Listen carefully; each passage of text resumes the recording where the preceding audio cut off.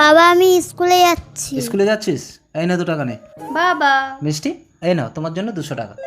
200 টাকা? Thank you বাবা। বাবা প্রতিদিন স্কুলে যাওয়ার সময় আমাকে 2 টাকা করে দাও আর বুনুকে 200 টাকা করে দাও কেন? যাকে যেটা দিয়েছি নেওয়ার হলে নে, না হলে নিতে হবে না। যা স্কুলে যা। জীবনটা শেষ হয়ে গেল, একে দেখলে সবাই রহস্য করে। এই নে টাকাটা আমার বয়ফ্রেন্ড। কিরে বোন স্কুলে যাবি না? এখানে দাঁড়িয়ে গল্প করছিস?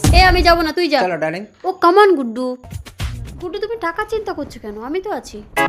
এই বাবা আসছে, তুমি বান্ধবীর সাথে কথা বলো।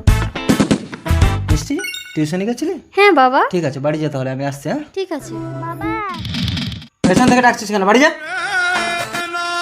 যা বাড়ি যা। মিষ্টি তোমার বাবা রাস্তায় অ্যাক্সিডেন্ট করে পড়ে আছে। আরে ব্যাং বাবা তো অ্যাক্সিডেন্ট করেছে, এখন গেলে চাই অনেক টাকা লাগবে, আমি যাব না। সৃষ্টি তোর বাবা রাস্তায় অ্যাক্সিডেন্ট করে পড়ে আছে।